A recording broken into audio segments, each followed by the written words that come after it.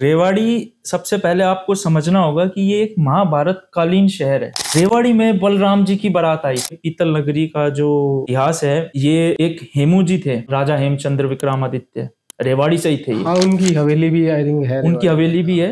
अहिरवाल मतलब एक्चुअल में है कहाँ से कहाँ तक? जैसे अगर अपन एक मैप में देखें तो लिखा भी हुआ है रजांगला मेमोरियल पे, शूरवीरों में अति शूरवीर वीरहीर। रेवाड़ी में 5 द्वार, आज 4 ही बचे हुए। हाँ, 4 ही देखे हमने। 4 ही देखे हैं सबने। जो रेवाड़ी है, उस रेवाड़ी की पहचान ही द्वारों से थी। मतलब जो बढ़िया शहर बसाए जाते थे उनमें द्वार बनाए जाते थे। हनुमान जी मंदिर को आप लगा लीजिए, ईस्ट में है। हाँ, ईस्ट में है। तो वो जो है वो जनाना घाट है, मतलब लेडीज नहाती थी वहां पे। अच्छा। और 16 राय कुछ दिनों में बहुत अच्छा हो जाएगा, उसकी 4 दीवारी और काम चल रहे हैं।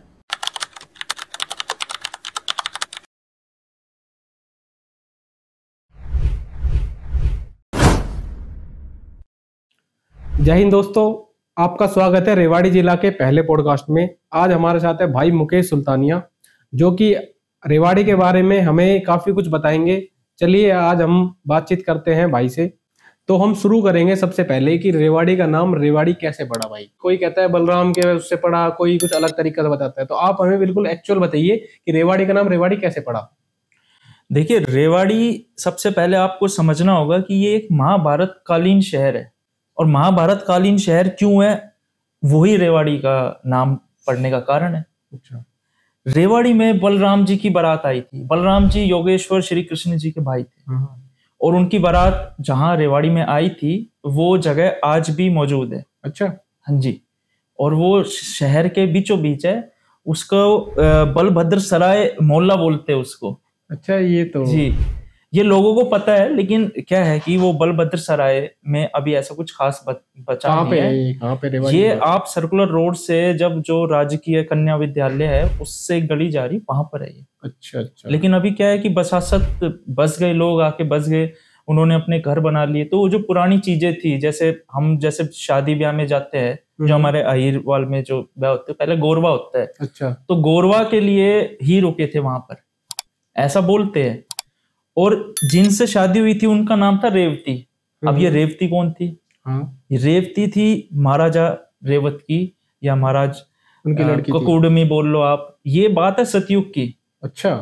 अगर आपको थोड़ा सा और डिटेल में बताऊं, हाँ बताइए बिल्कुल। तो ये सतयुग की बात है। ककुडमी राजा थे, उनकी बेटी का नाम रेवती था। तो उनके, क्योंकि सतयुग में जो लोग थे वो काफी हट्टे खट्टे और लंबे तगड़े थे, लंबे होते थे काफी। तो वो ब्रह्मलोक में गए, क्योंकि उनको कोई लड़का, मतलब वर नहीं मिला अपनी लड़की के लिए। अच्छा। तो ब्रह्मलोक में क्या है कि वहां पे ग्रेविटी थोड़ी स्लो चलती है, टाइम भी स्लो चलता है। टाइम भी स्लो चलता है, स्पेस मतलब वहां पे थोड़ा जैसे स्पेस में भी बोलते हैं टाइम स्लो चलता है टाइम में। अच्छा। तो वहां पर जब वो गए तो ब्रह्मदेव तो गंधर्वों का संगीत सुनने में बिजी थे, तो उनको इंतजार करने के लिए कहा। तो वो इंतजार उन्होंने 5-10 मिनट के लिए किया था, लेकिन यहाँ पर लगभग द्वापर युग शुरू हो चुका था। अच्छा, उस समय तेज चलता है। तो जब ब्रह्मदेव से मुलाकात हुई ककुडमी जी की, तो ब्रह्मदेव जी को उन्होंने सारी विस्तार से बताई बातें। तो उन्होंने बताया कि अब तो आपका सारा वंश ही खत्म हो चुका है, आप जाएंगे तो द्वापर युग में, वहां पे युग ही खत्म हो गया। अब तो युग ही खत्म, लोग ही बदल गए। सतयुग, त्रेता युग, फिर द्वापर युग। कितना मतलब 3 युग, 2 युग तो बदल गए पूरे। वहां पर वो आए तो उन्होंने ब्रह्मदेव जी को जैसे बताया, तो ब्रह्मदेव जी ने उनको बताया कि आप द्वापर युग में विष्णु भगवान ने अवतार लिया है, और उनके बड़े भाई बलराम जी, उनसे आप शादी करवाइए, वो सबसे बढ़िया वर रहेंगे आपके लिए। अच्छा। तो बताते वो पृथ्वी पर आ गए, राजा रेवत और रेवती जी। तो उनका साइज था बड़ा और बलराम जी का था छोटा। तो वो युग चेंज होने के, क्योंकि युग था, आदमी। तो उन्होंने अपने हल से उनके कंधे पर एक छोटा सा, हल्का सा लगा लो, हम तो हल्का ही कह सकते, वो वार तो कितना तगड़ा होगा कि वो उनके उस समय के जो मनुष्य थे उस योनि में वो आ गए थे। मतलब उस जैसे हट्टे खट्टे जैसे जो द्वापर युग में थे, उस जैसे मनुष्य बन गए थे वो। द्वापर युग में तो मतलब अपने जैसे ही थे लगभग। थोड़ा द्वापर युग में ऐसा है कि थोड़ा सा अलग था, थोड़ा सा। आजकल सारी चीजें थी उस वक्त भी, जैसे हम लोग देख रहे हैं मंदिरों में आजकल काफी सारी एक्सकवेशन, आर्कियोलॉजिकल डिपार्टमेंट देख रहे, तो लैपटॉप की भी फोटोज हमने देखी है हम्पी के टेम्पल्स में।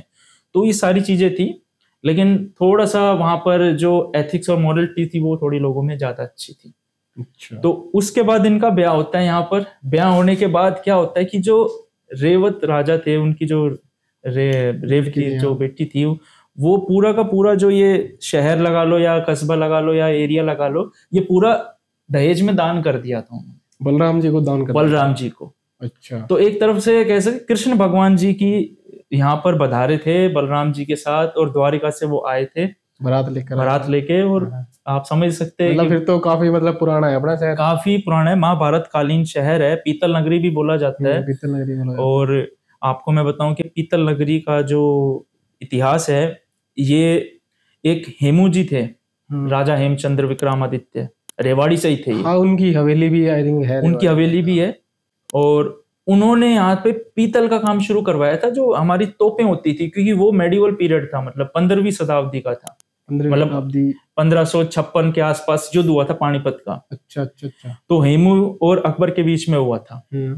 तो हेमू जो थे, उन्होंने यहाँ पर जो पीतल की तोपें थी उनको ढालने का काम शुरू करा था। तो तब से पीतल का काम चलता आ रहा है। उससे फिर वो पीतल नगरी नाम रख दिया। पीतल नगरी ही रख रखा है नाम है, फिर नाम ये बाद में पड़ा है? नहीं, उस समय क्या था, पीतल की डिमांड ज्यादा होती थी। आज तो हम लोहे स्टील आ गए, उस वक्त पीतल बहुत अच्छा था, कॉपर थे, तांबा जिसको बोलते, इनका इस्तेमाल ज्यादा होता था। लेकिन पीतल का एक अलग ही खास बात थी। आप देखेंगे तोपों में पुराने समय पीतल यूज होता था, दरवाजों में देखेंगे जो पुराने, हम जैसे हवेलियों के किवाड़ हो गए, मैं जैसे जाता हूँ गाँव में तो वहाँ पीतल आज भी वैसा का वैसा ही है, और मजबूत पीतल है। बिल्कुल। तो पीतल का काफी इस्तेमाल होता था। बाकी एक हमने सुना है कि इस क्षेत्र को अहिरवाल क्षेत्र भी बोलते हैं। हाँ जी। ये अहिरवाल क्षेत्र कब से पड़ा? जैसे एक तो कृष्ण जी को भी यादव जैसे जी पूरा यादव समाज है, उसके बाद बोलते यादव के वंशज हैं, मतलब तो इसको मतलब क्षेत्र का विस्तार कैसे हुआ? मेन मतलब मेरा क्वेश्चन ये है कि हम रेवाड़ी से निकल के नारनौल महेंद्रगढ़ तक इतने बाहर तक कैसे गए? ये है। देखिए, ये जो अहिरवाल है ना, ये काफी पुराने समय की बात है। मैं आपको बताऊं तो आप 11वीं सदी से पहले आ जाइए, या 11वीं सदी में चाहमन राजाओं का राज था, चौहान जिनको बोलते हैं उनका। उनसे पहले तोमरों का राज था। अच्छा। तो तोमरों के पहले या तोमरों के साथ समकालीन बदानक एक रीजन बोला जाता है, जो हमारा आज भिवानी, रेवाड़ी, महेंद्रगढ़ जो एरिया है, उसमें राठ क्षेत्र भी लगा लीजिए आप। तो वो जो था, वो बदानक जो थे, उनके बारे में रिसर्च हुई है। उनकी जो भाषा थी वो अप्रभंश थी।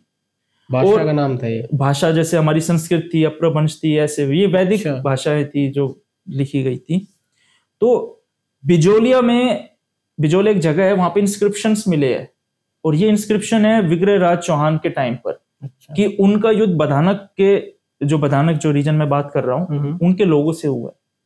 और इंस्क्रिप्शन में साफ साफ लिखा है कि उनकी जो सुप्रीमेसी थी उसको चैलेंज करने वाले बदानक थे। ये काफी किताबों में भी लिखा हुआ है। और एक मैं खास हिस्टोरियन का नाम बताऊंगा, दशरथ शर्मा।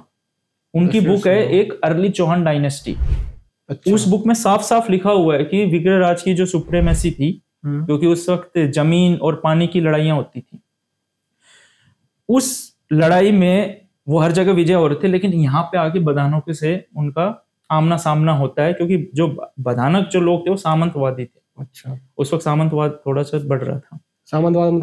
सामंतवाद का मतलब होता है कि बहुत सारे अपने एरिया को बढ़ाने के लिए जो काम कर रहे हैं, एरिया बढ़ाने के लिए लड़ते हैं, युद्ध करते हैं, आक्रमण करते हैं लोगों पे। आक्रमण करने, वो तो पुराने, तो आज भी वही चल रहा है पाकिस्तान हिंदुस्तान में। वही है। तो बदानक जो थे, उनका इंस्क्रिप्शन मिला है कि वही वहां पे लड़ाई हुई थी। और ये जो बदानक है, इनके बारे में दशरथ शर्मा जी ने जो लिखा है, वो सबसे अच्छी बात क्या है कि वो ये कहते कि वो अहीर थे। अच्छा। उनका क्या कहना है कि अहीर थे, और इनकी भाषा अप्रभंश थी। अब ये आप समझ लीजिए 8वीं 9वीं सदी 10वीं सदी में लगा लीजिए, और उनके बाद फिर तोमरों को हरा के चौहान आए। चौहानों के बाद फिर जो ये रीजन है, वहां से लोगों का थोड़ा सा क्या है कि अब आप युद्ध हार गए, अब कुछ लोगों को लगा कि यहाँ से हम छोड़ के हमें कहीं और बसना चाहिए। धीरे धीरे बसासत ऐसी शुरू हुई। तो वो धीरे धीरे आए इस एरिया में, सिक्कर, झुंझुनू, शेखावटी एरिया में। फिर धीरे धीरे अहिरवाल में, अहिरवाल का नाम पड़ा है बाद में, पहले अहिरवाटी था। अहिरवाटी, हाँ। जैसे लैंग्वेज का भी नाम अपना अहिरवाटी है जी। तो जो ये वाटी होता है एरिया जो है जी, जैसे उदयपुर वाटी, शेखावाटी, ये वाटी का मतलब होता है गार्डन, मतलब गार्डन का मतलब वो ध्यान लगा लो, वाटिका लगा लो। वाटिका किसकी? अहीरों की, शेखावतों की, उदयपुर की। तो ये वाटी पड़ा, और वहां पे लोग धीरे धीरे बसने लगे। अब जैसे जैसे सिविलाइजेशन ग्रो हुई, तो धीरे धीरे लोगों ने अपनी सुविधा अनुसार अपने लिए नए नए मकान बनाने शुरू करे, बसना शुरू करा, ट्रेड शुरू हुआ। ये जो रूट मैं आपको बता रहा हूँ, जो राजस्थान, हरियाणा, रेवाड़ी, अहिरवाल पोर्शन, अहिरवाल मतलब एक्चुअल में है कहाँ से कहाँ तक? जैसे अगर अपन एक मैप में देखें तो ये अहिरवाल आपका साउथ हरियाणा, नॉर्थ राजस्थान और some part of western UP. Main district जैसे जैसे आपका सबसे पहले मैं रेवाड़ी से शुरुआत करता हूँ, उसके बाद आपका नारनौल आ जाता है, महेंद्रगढ़, नारनौल, फिर आपका पार्ट ऑफ झज्जर, भिवानी, चरखी दादरी भी आ गया उसमें आपका गुड़गांव पूरा आ गया, पार्ट ऑफ पलवल, कुछ मेवात का तावड़ू जैसा पोर्शन। फिर वेस्ट में जाओगे आप गाजियाबाद साइड में, मेरठ साइड में, अच्छा वहां तक हाँ जी, बुलंदशहर तक है और एटा तक भी बताते हैं। राजस्थान में आप आएंगे अलवर में, पूरा अलवर लगभग रोड साइड में, आपके जयपुर के पावटा तक। झुंझुनू में आज भी अहिरवाटी बोली जाती है और वो कुछ जो गीत गाई जाती है ना औरतों द्वारा शादियों में, उन गीतों में भी जो ये विजय का, लड़ाई का है, वो भी गाया जाता है। अच्छा। तो अहिरवाल का क्या है कि ये अहिरवाटी है और ये नर्सरी ऑफ सोल्जर्स के नाम से पूरे वर्ल्ड में फेमस है। आपका जैसे कोसली हो गया, कोसली में ऑफिसर मैस है आपकी, और मैं आपको बता दूं कि हर घर में ऑफिसर है कोसली में। जी, हर घर में ऑफिसर है, फौजी है। और इसके लिए कहावत भी बनी है एक बहुत बढ़िया कि दिल्ली पाछे मर्द बथेरे, बसे देश अहिरवाल में, सिंगनी के जाए शेर, बसे देश अहिरवाल में। तो ये कहावत पुराने समय से चली आ रही है कि इस क्षेत्र की रक्षा के लिए या इस क्षेत्र के लोगों की रक्षा के लिए, इस क्षेत्र के पुनरुत्थान के लिए क्या क्या योगदान रहा है। सबका योगदान है, सिर्फ एक अहीर का नहीं है, सबका है। आप 1857 की बात करूंगा जिसमें राव तुलाराम के 1857 की क्रांति हुई थी जो, जी, वो नसीबपुर में हुई थी। अच्छा, नसीबपुर में लड़ाई, झांसी की रानी के समय का ना? जी जी जी, झांसी की रानी उस वक्त क्या था, 1857 में अंग्रेजों ने दबाने की पूरी कोशिश करी और हर जगह अंग्रेज विजय हुए, लेकिन एक ये जो रीजन था नसीबपुर का, नारनौल का, नारनौल के पास ही है नसीबपुर, महावीर चौक से आप जाएंगे तो। अच्छा। नारनौल का इतिहास भी बहुत ही ऐतिहासिक शहर है बहुत। वहां पे लड़ाई होती है राव तुलाराम जी की अंग्रेजों से। 5000 उनके जो थे फौजी साहिबान और सोल्जर्स जो भी थे, उसमें क्या कौन नहीं था, मेवाती थे, जाट थे, गुज्जर थे, बिलोच थे, रांगड़ राजपूत थे, सब थे। उन सब ने मिलकर लड़ाई लड़ी थी और ऐसी लड़ाई लड़ी थी जिसमें अंग्रेजी ऑफिसर जो कर्नल रैंक का था, कर्नल जयराड था, आज भी उनकी कब्र वहां पर है। अच्छा, मारे गए थे अंग्रेज, वो मारे गए थे। इकलौती ऐसी लड़ाई है जिसमें अंग्रेज ऑफिसर मारा गया, लोगों को पता भी नहीं है ये सब, और कुछ को पता है, लेकिन क्या है कि हमें हमारे जो क्षेत्र है, हमारा जो एरिया है, उसके बारे में अगर हमें पता नहीं होगा तो कल को आप समझ लीजिए बाहर जब जाएंगे कहीं मिलने जुलने और वो पूछेगा भाई आपके एरिया का क्या फेमस है, तो आप क्या बता नहीं पाओगे, हमें नहीं पता रहेगा तो कहाँ से। बिल्कुल। तो ये इस चैनल का मेन मतलब मोटिव यही है कि लोगों तक वो इन्फॉर्मेशन पहुंचाई जाए जो अभी तक लोगों को पता नहीं है या कम लोगों को पता है। अब मैं नारनौल की बात करता हूँ। नारनौल ढोसी का पहाड़ है। कुछ दिन पहले मैं ढोसी की पहाड़ पे गया था, तो वहां पे चैवन ऋषि जी का आश्रम बताते हैं। वहां एक गांव है कुलताजपुर। अच्छा। कुलताजपुर से जब चढ़ाई करते तो कुंड मिलता है और कुंड के पास ही हनुमान जी की बड़ी सी मूर्ति लगा रखी है और वो काफी पुराना स्ट्रक्चर है, मतलब आप लगा लीजिए मेडिवल पीरियड का है वो मूर्ति देखी है मैंने भी ना। हाँ, वो अभी लगाई है, मतलब 5-6 साल ही हुए वहां के गांव की पंचायत ने। तो वो जो ढोसी का पहाड़ है उसका भी महाभारत से डायरेक्ट लिंक है। पांडव जब आए थे तो वो यहीं पर ही रुके थे, ढोसी की पहाड़ी में। हाँ, और बताते हैं कि वो कुंड कहाँ से आए थे पांडव जैसे द्वारिका में गए थे, इंद्रप्रस्थ से द्वारिका गए थे, फिर द्वारिका से यहाँ पर आए थे। वनवास के टाइम बता रहे हो या फिर? वनवास लगा लीजिए, मतलब अभी उसके बारे में क्या है, थोड़ी सी मेरे को भी इतना ज्यादा उसका पता नहीं है। वो आए थे इतना मेरे को पता है क्योंकि मैं भी वहां पहली बार ही गया था। अच्छा। तो वहां पर मंदिर है, मंदिर के अंदर बहुत अच्छी अच्छी पेंटिंग्स है, भित्ति चित्र है। अच्छा, आपको सबसे अच्छी चीज बताता हूँ कि जो अहिरवाल है उसके अंदर भित्ति चित्रों का बहुत अच्छा एक बहुत संग्रहण है, मतलब हर जगह आपको बहुत अच्छे अच्छे मुराल्स भित्ति चित्र मिलेंगे।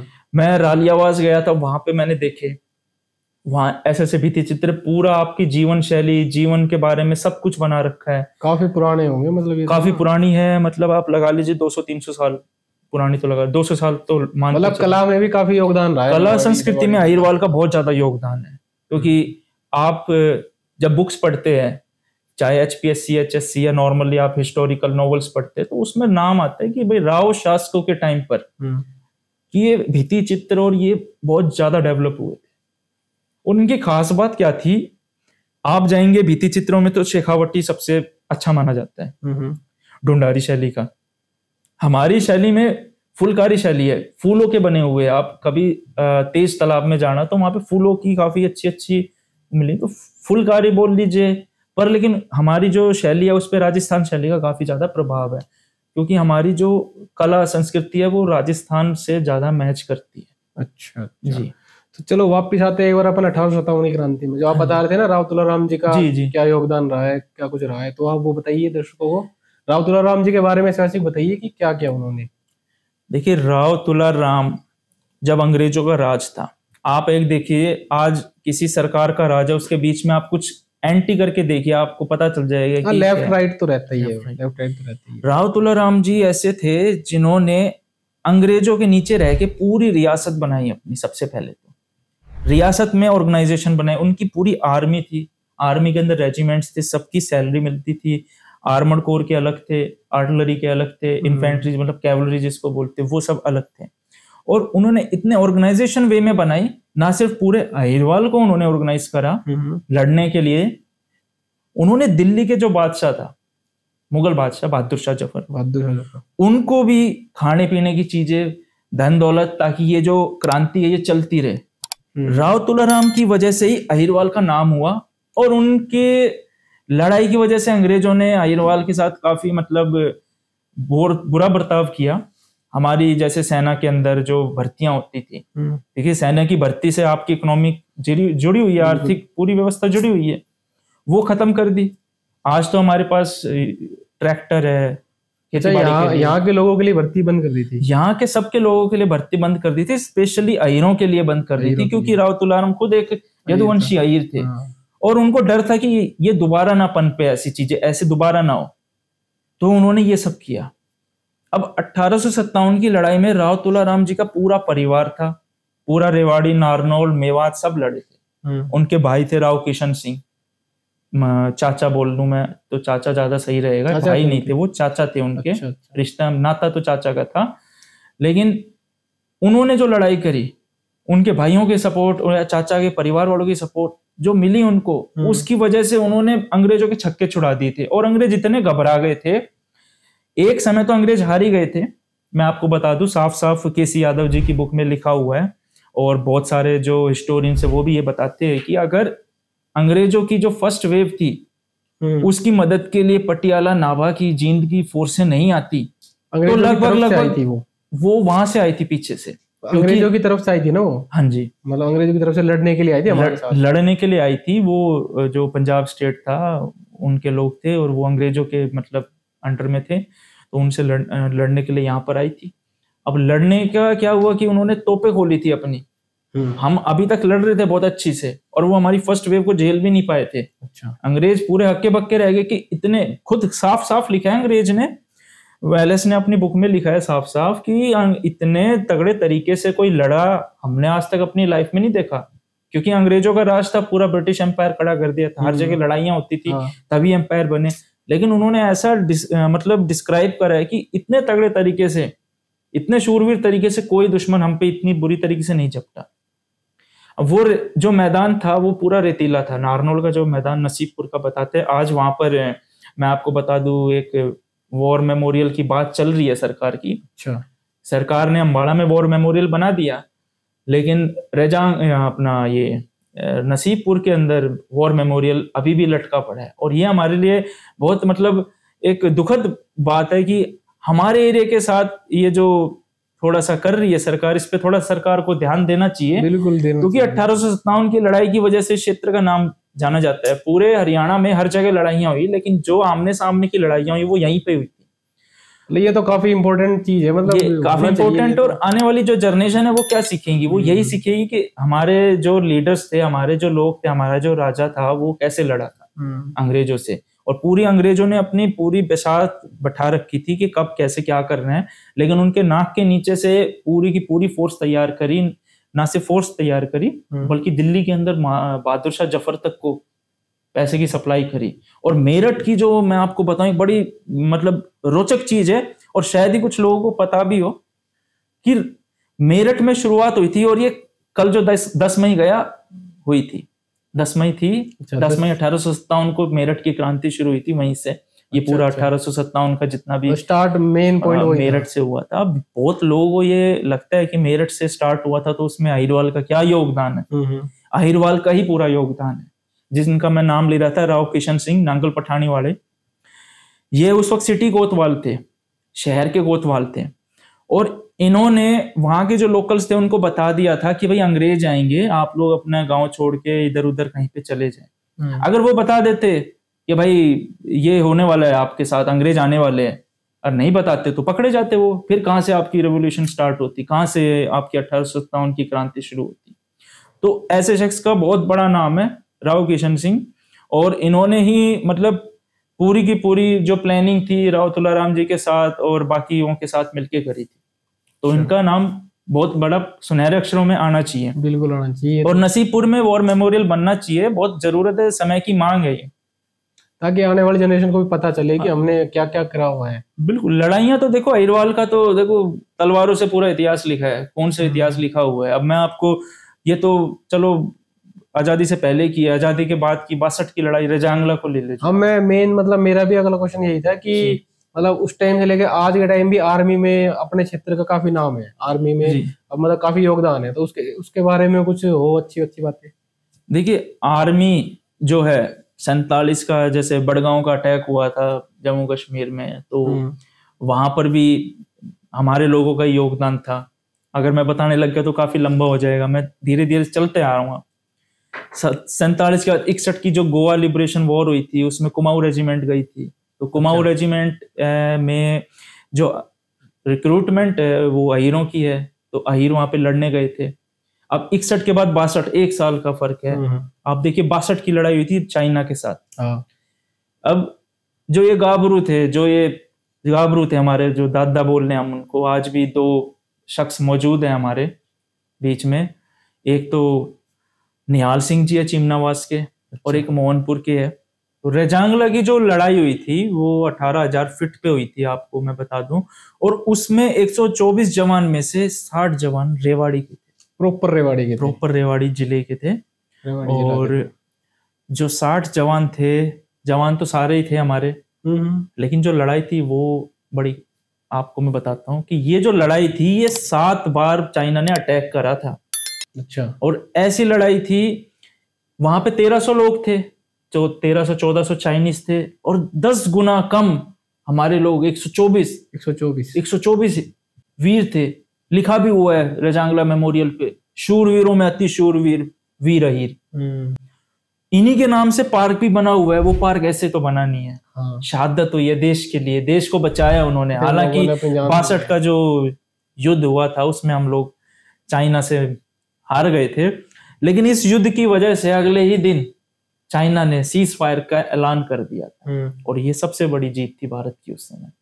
नहीं तो भारत उस वक्त, मैं बता रहा हूं आपको क्या होता, आप अंदाजा लगा सकते हैं, क्योंकि हमारे लोगों के पास पहनने के लिए कपड़े नहीं थे। 40 डिग्री का टेम्परेचर लद्दाख में, जूते, टाइम तो कंडीशन भी ऐसी थी आर्मी की ना। हमारी कंडीशन चलो कैसी भी थी वो तो हम उसके बारे में नहीं बोलेंगे, लेकिन हमारे जो जवान थे उन्होंने उस कंडीशन को भी बीट करा है। आप देखिए हमारे जो जवान थे वो 2 दुश्मन थे उनके, एक तो सामने जो दिख रहा था वो, और एक जो नहीं था वो, जो दिख ही नहीं रहा था, मौसम इतना खतरनाक था कि वहां पे जब ट्रेंच खोदी गई, तो ट्रेंच आप समझ सकते हो पत्थर और पत्थरीला एरिया, पहाड़ी एरिया में कैसे उन्होंने करी हो। तो ये सारी चीजें जो है वो इस लड़ाई को महान इसलिए बताती है कि जब वहां पे दाग दिया वहां के ब्रिगेडियर रैना साहब ने, तो उनकी आंखों से आंसू आ गए थे। आप सोच सकते एक ब्रिगेडियर जो था उसकी आंख से आंसू। वहां पे रेजांगला में आज के टाइम भी कुछ बना रखा है उन्होंने, वहां पे अहीर धाम बनाया है, बहुत अच्छा वॉर मेमोरियल बनाया है, और वहां पे जाना चाहिए सभी लोगों को, खास करके रेवाड़ी जिले के जितने भी लोग हैं, उनको तो जरूर जाना चाहिए। मैं भी कोशिश करूंगा इस बार जाने के लिए वहां पे। बिल्कुल सबको जाना चाहिए, क्योंकि ये हमारे लिए काफी गर्व की बात है ना। और सबसे बड़ी बात क्या है कि एक लौता ऐसा युद्ध है ये भारत का, वर्ल्ड का भी लगा सकते हो आप, जिसमें गैलेंट्री अवार्ड्स, परमवीर चक्र, महावीर चक्र, वीर चक्र, आप सोच सकते एक ही जगह पे 8-8 वीर चक्र मिले हैं। मिलने तो सबको चाहिए थे, 124 को वीर चक्र मिलने चाहिए थे, लड़ाई तो सबने करी थी, लेकिन आप सोचिए कि एक परमवीर, एक महावीर, 8 वीर चक्र, 4 सेना मेडल, 2 मेंशन इन डिस्पैच, ये कोई मामूली चीजें नहीं थी, ये मतलब बहुत बड़ी लड़ाई थी। और इस लड़ाई का तो नाम आता है दुनिया की 3 सबसे उत्तम लड़ाइयों में आता है। तो हमें जाना चाहिए। मैं आपको, हम दोनों ही चलेंगे। बिल्कुल मेरा भी मन है जाने का, मैं भी गया नहीं हूँ। और किसी को भी चलना है तो बिल्कुल हमारे साथ चल सकते हो। बिल्कुल। ठीक है भाई, तो शहर के बीच में आते हैं, तो आप हमें ना एक बार ये सारे जितने भी गेट है ना रेवाड़ी के, उनके बारे में विस्तार से बताओ एक बार, क्या कुछ है, उनका नाम वगैरह कैसे रहा, किसने बनवाया, जो भी है। तो जो रेवाड़ी है, उस रेवाड़ी की पहचान ही द्वारों से थी। मतलब जो बढ़िया शहर बसाए जाते थे उनमें द्वार बनाए जाते थे। रेवाड़ी में 5 द्वार थे, आज 4 ही बचे हुए। हाँ, 4 ही देखे हमने। 4 ही देखे हैं सबने, मेरे को भी पहले 4 ही लगते थे। तो जब आबिर कुल, दीपिका और कईयों से मैंने पूछी जो हमारे बड़े बुजुर्ग है, तो वो बताते 5 थे। तो 5वां कहाँ था? कहाँ था? ये 5वां था, ये जगन चौकी वाला जो रास्ता है, वहां पर आप जाओगे तो आप नत्थीलाल हलवाई की दुकान के पास एक रथ खड़ा रहता है, वो जगन्नाथ जी का रथ है। अच्छा। वहीं पर कोई रहता है, उस परिवार, कोई परिवार में रहता होगा, तो वहां पर ही जगन्नाथ जी का मंदिर बना हुआ है, उसी घर के अंदर। अच्छा। हाँ, तो वो जगन गेट जगन्नाथ जी के नाम से ही पड़ा हुआ है। कभी पुराने समय जैसे सुना ही है हमने कि कोई राजा था, वो लड़ाई के लिए लड़ाई लड़ी, तो मुसलमान लड़ने आए तो बचाने के चक्कर में चले गए, वैसा बताते हैं। थोड़ा वो सुना है हमने, सुना है, लेकिन क्या है कि उसके बारे में थोड़ी रिसर्च करनी पड़ेगी, और रिसर्च कर रहे हैं हम लोग, तो बता देंगे। अब आप दूसरे जो 4 गेट है, मतलब ये 5 गेट हो गए, इनको बनवाने वाले जो थे वो नंदराम जी थे। अच्छा, 5 गेटों को? 5 गेटों को, और ये बने थे 1675 में, उन पे आज भी बोर्ड लगा हुआ है। तो ये 5 गेट थे। एक तो जगन गेट हो गया, एक कानोड़ गेट है। कानोड़ गेट रेलवे स्टेशन के पास है। रेलवे स्टेशन पास। ये कानोड़ गेट जो है, इसकी डायरेक्शन सीधी, जो आज का हमारा महेंद्रगढ़ है, ये महेंद्रगढ़ को पहले कानोड़ ही बोला जाता था। अच्छा। हाँ, तो ये कानोड़ से महेंद्रगढ़ कैसे पड़ा, इसके बारे में भी मैं आपको बताऊंगा, लेकिन हमारा फिलहाल हम गेट को कवर कर लेते हैं। कानोड़ के बाद आता है गोकल गेट। जो गोकल गेट आप बिल्कुल पंजाबी मार्केट, वो तो नाम है उसका गोकल गेट का पड़ रहा है, उसके बारे में क्या बताना। वो जो गोकल गेट है वो गोकलगढ़ को जाता था। और जो गोकलगढ़, गढ़ का मतलब होता है किला बंदी, उसमें भी मार्केट थी पहले। अच्छा, गोकलगढ़ में भी कोई किला होगा? गोकलगढ़ में तो बहुत बड़ा किला है। हमारी जो लेगेसी है, हमारी जो विरासत संस्कृति है, सब कुछ वहीं से निकल के आई है। अच्छा।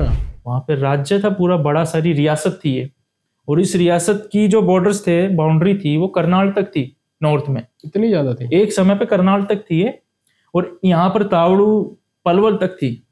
राव गुज्जरमल राजा थे, उन्होंने वो बनवाया था। तो अब आ जाओ आप, एक दिल्ली गेट है, वो दिल्ली गेट जाता है, और एक आपका आ जाओ भाड़ावास गेट हम कह देते हैं, वो है तो जयपुर गेट, उस पे जयपुर लिखा हुआ है। तो ये 4+1 जो अब चला, ये 5 गेट थे, ये नंदराम जी ने बनवाए थे। अच्छा। 1675 में। और साथ ही साथ ना चारों तरफ, शहर के चारों तरफ दीवारें बनवाई थी। दीवारें भी बनवाई थी? दीवारें भी थी। अब आप मेरे से पूछेंगे कि ये दीवारें क्यों बनवाई और अब कहाँ गई? तो अब कहाँ गई वो तो आपको पता है, लेकिन बनवाई क्यों थी वो कारण, वो मेरे ख्याल से शायद ही किसी को पता हो। एक रानी की ड्योढ़ी है हमारे कटला बाजार में। अच्छा। महल है बहुत अच्छा। वो जो महल था वो तामीर करवाया था, नंदराम जी ने बनवाया था। और ठीक उस रानी की ड्योढ़ी का जो महल है, एक अब तो बिल्कुल छोटा सा पार्ट रह गया है, पहले बहुत बड़ा पार्ट था, लेकिन 57 में जब हमने विद्रोह किया, अंग्रेजों के विरुद्ध बगावत करी, तो तोप के गोलों से वो तोड़ा गया। ऐसे ही नांगल पठानी की जो हवेली है वो भी ऐसी तोड़ी गई। अच्छा। ठीक रानी की ड्योढ़ी के सामने आप बोल रहे थे ना, एक छोटा तालाब, नंद सरोवर है, और वहां पे 3 बड़ी बड़ी छतरियां आप देखेंगे जो बिल्कुल यूनिक है मॉडल में, ऐसी मतलब कछुआ टाइप की, उसको गजप्रस्थ आकृति बोलते हैं, जो ये रेलवे स्टेशन के पास है जो। हाँ, उसकी बहुत ज्यादा सिग्निफिकेंस है वो, क्योंकि वो एक्चुअली शमशान जो बोलते हैं ना, शाही शमशान है वो इन राजाओं की। वहीं पर बाग था। अच्छा। और उस बाग से एक गुफा का रास्ता आता था यहाँ पर अपनी रानी की ड्योढ़ी के महल में। अच्छा। हाँ, वो 3 बने हुए, नंदराम जी का, राव गुज्जरमल जी का और राव बालकिशन का। तो ये 3 हो गए। बाकी ये हवेलीज तो काफी देखी हमने। हवेलियां रेवाड़ी के जिले की, नारनौल हमारे अहिरवाल की मैं बात करूं खास करके रेवाड़ी की, तो रेवाड़ी में आप मीरपुर की हवेली है। मीरपुर में 2 हवेलियां देखी है। मीरपुर में 2 हवेलियां हैं। वो हवेली राव तेज सिंह ने बनवाई थी 1790 के टाइम। अच्छा। और ऐसी हवेलियां आपको मुश्किल से कहीं मिल जाए तो मिल जाए। 3 फ्लोर की हवेलियां हैं ये, 1 2 3। कहाँ 1 फ्लोर बनाने में आजकल पसीना छूट जाता है, उस समय सोचिए आप। बिल्कुल। पत्थरों की छोटी छोटी, जिनको लाखों ईंट बोलते हैं, उनकी बनाई हुई, बिना मशीन। और उनकी बनावट आप देखिए, ऊपर से नीचे से ऊपर तक बिल्कुल बराबर है। और सारी हवेलियों की जो दरवाजे खुलते हैं वो ईस्ट डायरेक्शन में खुलते हैं, आपको बता दें। और अहिरवाल की जितनी हवेलियां हैं सब में कुछ ना कुछ मुराल्स, भित्ति चित्र आपको मिलेंगे। ऐसी एक हवेली और है मीरपुर में, जिसमें आपको दीवानों पर ऊंट पे बैठा राजा, घोड़े पे बैठा राजा लड़ाई करते हुए की। और जो छत जो हमारी, जिसको हम लेंटर बोल देते हैं आज, पहले कड़ियों की होती थी, लकड़ियों की, और उसमें भी डिजाइन कर रखी है। पुराने घरों में आज भी मिलती है ना कड़ी। पुराने घरों में तो कड़ियां ही मिलती है। और अब जो आप बता रहे दूसरी हवेली, मैं तो गया हूँ उसमें मेरी टीम के साथ, तो वहां पे जो कड़ियां हैं लकड़ियों की, उनके बीच में जो जगह है वहां पे शीशे से उसको ढक रखा है, और उसमें भी कलाकृतियां बना रखी है, और वो कितनी अच्छी दिखती होंगी उस समय। तो रेवाड़ी में तो कला भर भर के आपको देखने को मिलेंगी, क्योंकि लोगों में इतनी कला भरी पड़ी, हर किसी के अंदर कला ही हर किसी में। और ऐसे नहीं बोला जाता कि बोलते कि भाई यहाँ पर भित्ति चित्रों का विकास जो हुआ है कब हुआ है, वो अहिरवाल के लोगों ने खुद करवाया है, यहाँ के शासकों ने करवाया, जो राव शासक थे। हम तो जैसे मैंने एग्जाम दिया था तो मैं खुद पढ़ के मतलब हैरान था कि ये राव शासक थे कौन, ऐसा क्या है। अच्छा। जब धीरे धीरे बाहर निकलने लगा, चैनल चलाया, लोगों से मिला, बड़ों बुजुर्ग से पूछा, तो उन्होंने बताया वहां पर ये है, वहां पर ये, देख के हैरानी होती है इतनी अच्छी अच्छी कला कैसे बना लेते होंगे। आप देखिए उसको कोई कलर या ट्यूब या ब्रश तो थी नहीं, कैसे बनाते होंगे। अपने आप में एक बहुत मतलब बहुत अच्छी चीज है। और रेवाड़ी में जो मेरे ख्याल से लोगों को पता ही नहीं, रोज उस नारनौल रोड से जाते हैं सामने, लेकिन ये नहीं पता कि दुनिया की सबसे पहली गौशाला रेवाड़ी में है। बिल्कुल, ये बड़ा सारा बोर्ड लगा है, लोगों को पता है या नहीं पता है। जयराम दुनिया के सामने दुनिया की इकलौती मतलब जो सबसे पहली गौशाला थी वो रेवाड़ी से ही बनी थी। और उसका देखिए पूरी रेवाड़ी में जितनी इमारतें, मॉन्यूमेंट्स है, वो सारे एक बार आप बताइए कहाँ पे है वो गौशाला? ये नारनौल रोड पे, जो ज्यादा तो जयराम स्वीट का नाम बोलूंगा तो उसके सामने ही है, बिल्कुल थोड़ा सा आगे चलेंगे तो ये सबसे पुरानी है। और इसकी जो स्थापना हुई थी, फाउंडेशन जो थी इसकी 1869 में हुई थी, 1869 में। और उस वक्त जो राजा थे वो युधिष्ठिर सिंह थे। युधिष्ठिर राव युधिष्ठिर सिंह, जो राव तुलाराम के खुद के बेटे हैं। अच्छा जी। तो उस वक्त क्या हुआ था, दयानंद सरस्वती जी आए थे, आर्य समाज के जो फाउंडर है।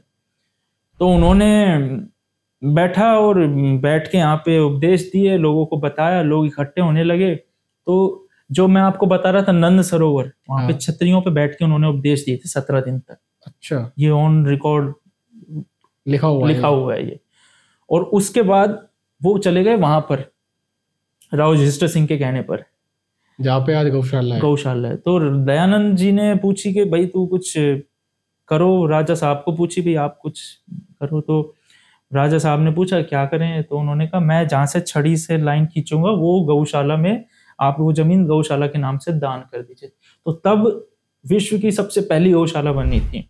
आज भी 350-400 गाय है वहां पर। हाँ देखिए, और लोग हम भी गए हैं काफी बार। हाँ, तो उसमें अंदर एक मंदिर भी बन रहा है, कृष्ण भगवान का एक मंदिर भी है। और वो मतलब एक छतरी टाइप की शेप में दे रखा है, और बीच में पिलर के ऊपर बना रखा है। काफी मतलब लोगों को देखनी चाहिए वो चीजें क्या है। और सामने भित्ति चित्रों के ऊपर लिखा हुआ है, अंदर आप जाएंगे तो उसका स्ट्रक्चर आप देखेंगे, इतना मेंटेन कर रखा है उन्होंने। हर राजा के बारे में लिखा है, सुमित्रा बाई जी के बारे में फोटो लगा रखी, राव बलवीर साहब के बारे में लिखा हुआ। तो गौशाला में लोगों को जाना चाहिए। और हमारी गौशाला है, रेवाड़ी जिले की गौशाला है, आपको प्राउड होना चाहिए इस चीज पे कि पूरे विश्व की जो सबसे पहली गौशाला है वो रेवाड़ी जिले में खुली। लोगों को पता भी नहीं था ये बात, लोगों को नहीं पता। आजकल खास करके जो पुराने उनको तो पता है, लेकिन नए जो है उनको नहीं पता कि सबसे पहली यहीं पे बनी थी रेवाड़ी में। और दूसरा मैं आपको बता दूं, वहीं थोड़ा सा दूर चलेंगे तो एक लोको शेड भी है रेलवे का, स्टीम इंजन का, वो लोगों को पता है। लेकिन आपको मैं बता दूं कि वहां पे सारी फिल्मों की शूटिंग जो होती है ज्यादातर पुराने इंजनों के साथ वो वहीं पर हुई। तो रंग दे बसंती होगी, गदर 2 हो गई, अभी सलमान खान की सुल्तान आई थी कुछ साल पहले, उसकी भी हुई थी वहाँ। गोकलगढ़ के आसपास है। तो वहाँ पे म्यूजियम है, वो म्यूजियम के बारे में अंदर जो चीजें वो देखनी चाहिए, पता होनी चाहिए, वो लोगों को पता है, वो तो लोगों ने खूब। लेकिन जो रेवाड़ी जिले की जो मोस्ट वैल्यूएबल चीज है मैं मानता हूँ वो गौशाला है। हाँ। और गाय का स्थान तो हमारे में माता जैसा माना जाता है, तो लोगों को थोड़ा जाना चाहिए और वहां पर थोड़ा सा देखना चाहिए कि कैसे क्या है, बच्चों को बताना चाहिए। जब बच्चों को बताएंगे तभी तो उनको पता चलेगा, आगे हम अपनी धरोहर को बचाएंगे जब धरोहर जब तक नहीं बचेंगी तब तक आपकी पहचान नहीं बचेगी। और देखिए, जिसका इतिहास नहीं होता उसका भूगोल खत्म हो जाता है। हाँ, बढ़िया बात है। तो इतिहास बचाना, इतिहास रखना बहुत जरूरी है। और आप एक बार बता रहे थे मेरे को तेज सरोवर के बारे में, बता रहे थे ना, जो माता का भी यहाँ पे है, माता का एक मंदिर है। हाँ, तेज सरोवर में क्या है कि 4 घाट है, मैं आपको बताऊं। हाँ, घाट बताते हैं आप ये लगा लीजिए नॉर्थ साउथ ईस्ट वेस्ट, जैसे हनुमान जी मंदिर को आप लगा लीजिए ईस्ट में है। हाँ, ईस्ट में है। तो वो जो है वो जनाना घाट है, मतलब लेडीज नहाती थी वहां पे। अच्छा। वहां पे एक हनुमान मंदिर के जस्ट नीचे कमरा है बंद। अच्छा। वहां पे लेडीज अपना चेंज ओवर करती थी। जस्ट जो उसके सामने जहाँ सुभाष पार्क है हमारे, हाँ पार्क है, वो है अपना मर्दाना घाट। अच्छा। और आप एक शिव मंदिर, शिवालय है हमारा, शिवालय है, वो विष्णु घाट है। वहां पे जितने भी राजा थे वो पूजा पाठ करते थे, या जैसे पानी की तो शुरू से ही हम लोग पूजा करते आ रहे हैं, तो वो विष्णु घाट है। और जस्ट बिल्कुल जो नॉर्थ डायरेक्शन है वो है गऊ घाट, और ठीक गऊ घाट के ऊपर बन रहा है एक माता का मंदिर। हाँ। तो वो जो हमारे जो राजवंश है रेवाड़ी के, उनकी बताते कुल देवी है वो। और वहां पे आज भी पुजारी बैठते हैं, तो उनसे पूछा था, उन्होंने भी यही बताया था, वो नागरकोट माता का मंदिर है। और काफी पुराना प्रतीत होता है, मतलब मूर्ति आप देखोगे तो आपको लगेगा पता नहीं हिमाचल में है नागरकोट माता का मंदिर। हाँ। बिल्कुल उसी जैसा बना रखा है। अच्छा। और अब तो मतलब काफी अच्छा साफ सफाई कर दी, पीडब्ल्यूडी ने काफी काम करा, सरकार भी थोड़ी सी चेती है अभी तो मैं तो बस यही बोलना चाहूंगा, थोड़ा सा लोगों में रुझान आना चाहिए इस चीज को लेकर। कोई नहीं, हम यही काम करेंगे, लोगों तक पहुंचाएंगे सारी बातें कि क्या कुछ रेवाड़ी में अच्छा आने वाला है, बहुत बढ़िया कुछ होने वाला है ना। बढ़िया। अच्छा भाई, ठीक है, ये सब जान के मेरे को बहुत बढ़िया लगा। अब आप मेरे को ये बताओ कि रेवाड़ी में आने वाले टाइम में क्या क्या कुछ बढ़िया होने वाला है, टूरिज्म के पर्पज से या फिर हमारे हेरिटेज के पर्पज से, तो आप एक बार मेरे को बता दो ये सब चीजें। देखिए, हेरिटेज के पर्पज से और टूरिज्म के पर्पज से मैं आपको बताऊं तो आर्कोलॉजिकल हरियाणा स्टेट म्यूजियम वालों के साथ 4 साइटें ऐड हुई है अभी हाल फिलहाल में। 2 पे काम चल रहा है और बहुत खूबसूरत, और बहुत ही मैं देखता हूँ कॉलेज के आज भी बच्चे फोटो खिंचाते सुबह हनुमान मंदिर के पास जो तेज सरोवर है हमारा। और 16 राय कुछ दिनों में बहुत अच्छा हो जाएगा, उसकी 4 दीवारी और काम चल रहा है। साथ ही साथ जो रानी की ड्योढ़ी है उस पर भी काम चल रहा है, हालांकि उस पर काम की जरूरत नहीं है, लेकिन आसपास फिर भी काम करवाएंगे वो लोग। और सबसे जो जरूरी है, जो धारोड़ा चुंगी के पास हमारी छतरी, ग्रुप ऑफ छत्रीस बोलते हैं, जो पूर्ण सिंह बाग है, उस पे भी काम शुरू होने वाला है। अच्छा, वहां पे क्या होगा? वहां पे थोड़ा सा साफ सफाई तो हमने मतलब होली चाइल्ड स्कूल जो है वो कर ही रहा है CSR के थ्रू, और अब वो आर्कोलॉजिकल सर्वे के पास आ जाएगी तो एक तरीके से काम हो जाएगा। तो ये 4 साइटें, जैसे आज 11 मई है, मैं आपको बता दूं तो पिछले साल 11 मई 2024 को हमने हेरिटेज वॉक करवाई थी, और उसके रिजल्ट से ही ये 4 साइटें ऐड मैंने करवाई थी। आपने करवाई थी? आपका मतलब इसमें क्या इन्वॉल्वमेंट रहता है? इसमें मैं चलाता हूँ चैनल एक हाईरोल हेरिटेज के नाम से, तो उसमें डालता हूँ। तो वो क्या है कि हेरिटेज वॉक जब तक नहीं होगी तो लोगों को पता नहीं चलेगा कि एक्चुअल है क्या। और ये मैंने उनके कानों में डाली, उनको बताई जो आर्कोलॉजिकल वालों का, तो उन्होंने इंटरेस्ट दिखाया। और आने वाले टाइम में आप देखेंगे कि रेवाड़ी की ना कुछ और साइड से ऐड होने वाली है बहुत सारी, जैसे नंद सरोवर हो गई आपकी। रजांगला म्यूजियम को थोड़ा सा बड़ा करेंगे जो पार्क में बन रहा है, उस पे भी काम चल रहा है अभी। जहाज तो आपने देखा होगा, लगाई दी है, तो वहां पर बात चल रही है, पर प्रोसेस क्या है, थोड़ी धीरे होती है, गवर्नमेंट की प्रोसेस है। लोगों को भी जागरूकता की काफी कमी के कारण थोड़ी परेशानी झेलनी पड़ती है। लोगों को तो पता ही नहीं है इतना कुछ। लोग जागरूक, जब तक रेवाड़ी जिला जागरूक नहीं होगा तब तक ये चीजें बहुत स्लो चलेंगी। तो थोड़ा सा बस रिक्वेस्ट यही है लोगों से कि आप लोग अपने आसपास जितनी भी धरोहरें हैं, मोनूमेंट्स है, उनको संभाले, उनको देखे, कोई खराब ना करे, और उसके बारे में थोड़ा सा मतलब अगर हम सेफ रखेंगे तो आगे आने वाली जनरेशन को भी पता चलेगा ये चीजें क्या क्या हो जाता है। जैसे जयपुर में लोग जाते हैं, जयपुर और रेवाड़ी साथ साथ ही डेवलप हुए, लेकिन आज जयपुर कहाँ है, रेवाड़ी कहाँ है? जयपुर तो थोड़ा सा लोगों का टूरिज्म के प्रति रुझान बढ़ा है, रेवाड़ी में भी मैं पूरा पॉजिटिव हूँ, रेवाड़ी में पक्का बढ़ेगा। क्योंकि रेवाड़ी में वो चीजें है जो शायद ही पूरे हिंदुस्तान में कहीं पर हो। अच्छा। हमारे पास गौशाला है, लोको शेड है, और आपके गेट्स है, आपकी नंद सरोवर की जो छतरियां देखने लायक है वो, ये तेज सरोवर है, सोड़ा राई है, ये अपने आप में यूनिक चीज है रेवाड़ी। मतलब आने वाले टाइम में काफी बढ़ सकता है। बिल्कुल। धन्यवाद भाई, आप हमारे पॉडकास्ट पे आए। मतलब आपने हमें इतना कुछ बताया जिसकी हमें भी नॉलेज नहीं थी, और मतलब आई होप लोगों को भी पसंद आया होगा। इतना सब रेवाड़ी के बारे में इतनी चीजें पता चल, मतलब लोगों को पता चली है। तो हम आपको जल्दी दोबारा बुलाएंगे, क्योंकि मेरे पास भी कुछ ऐसे क्वेश्चन है जो रह गए हैं अभी भी, और समय की मतलब अभाव की वजह से मैं आपसे वो नहीं कर पा रहा हूँ। बाकी आपका बहुत बहुत धन्यवाद। और मैं ऑडियंस का भी काफी धन्यवाद करता हूँ कि आप यहाँ तक हमारी वीडियो देख रहे हो, और रेवाड़ी के बारे में इतनी अच्छी बातें, इतनी नॉलेज लेने के लिए आप हमारे चैनल को, रेवाड़ी जिला को सब्सक्राइब कर लीजिए। और आने वाले कुछ और जो नए एपिसोड्स हैं उनको देखने के लिए हमारे नोटिफिकेशन बेल को ऑन कर लीजिए। बहुत बहुत धन्यवाद आपका।